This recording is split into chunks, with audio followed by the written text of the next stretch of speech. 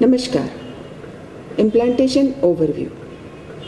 Implantation of hair follicle is the process of inserting the dissected or harvested follicular units into the recipient area. It is one of the critical steps in the process of hair transplant.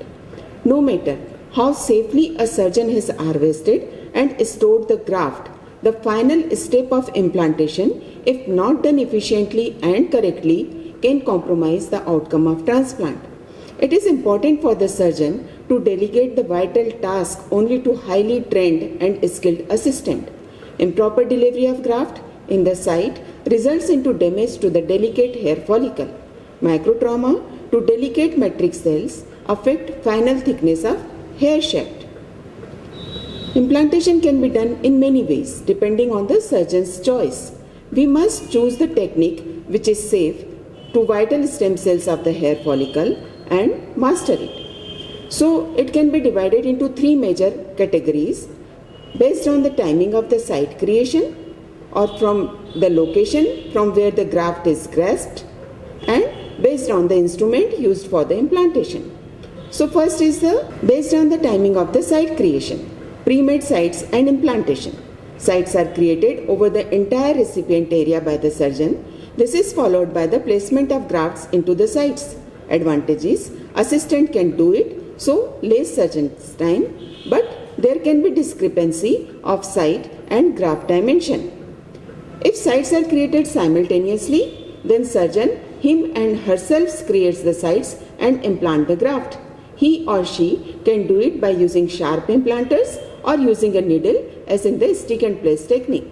Advantage is no discrepancy of graft size and slit dimension. And as surgeon is doing, so direction, angle, orientation of the graft will be superior as compared to the technician. Now, second is the location. So if lower end of the follicle is grasped, that is root end, then the fat below the bulb or perifollicular tissue near the lower end of the graft is used to grasp the graft. And often in attempt to do so, unknowingly, we may injure the vital segment, especially in FUE grafts. And this will affect the quality and thickness of hair and final result of hair transplant. And in no touch to root technique, the grafts are grasped at the epidermal level or by holding the hair.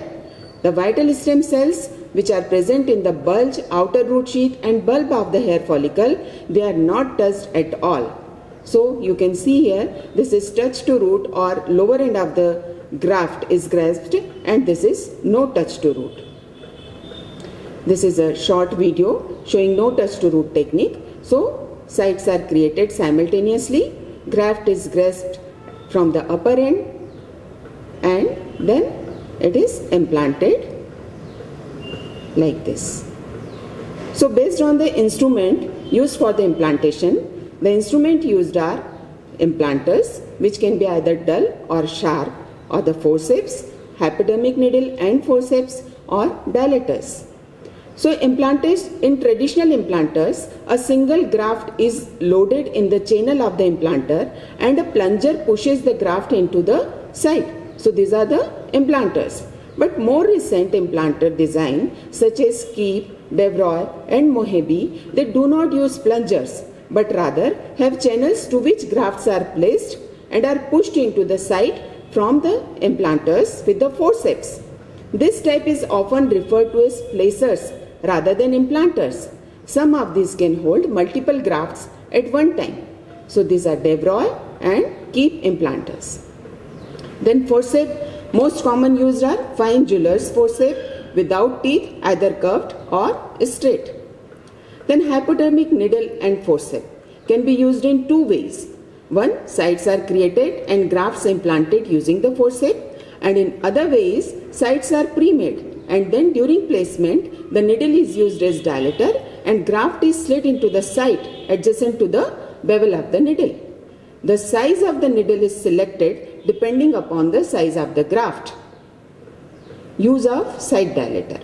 Site dilator is a medical conical device which dilates the pre-made slit and then graft is delivered by using the forceps. So to summarize, implantation can be either done by pre-made slit or without pre-made slit.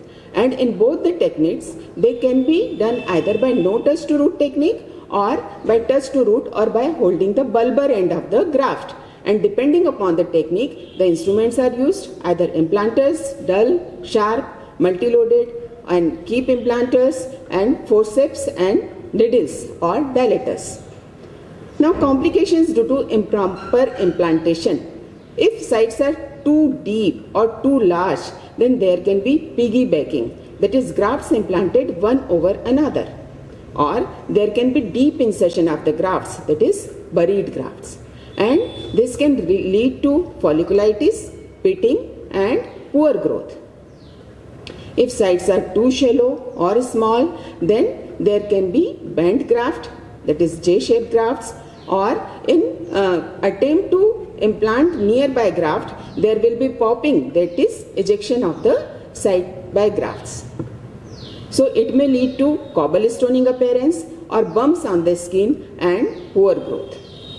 So to avoid such complications, important steps are test grafts. That is, before making slit, take few test grafts from the central occipital area, from the post-auricular area, and then measure their length and observe their quality. And this will decide the depth and dimension of the slit. And during implantation, we must check sites by taking out few implanted grafts. Look at the removed test grafts. If bent at the bottom, then sites are too shallow.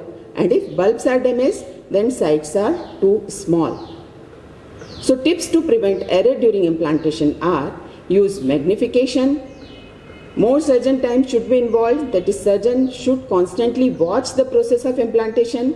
Then minimum graft out of body time, precise depth control of slit, slit dimension must be in accordance with the graft size, use of tumescence, control of bleeding, use of good cool operative light, and trained technician. Thank you.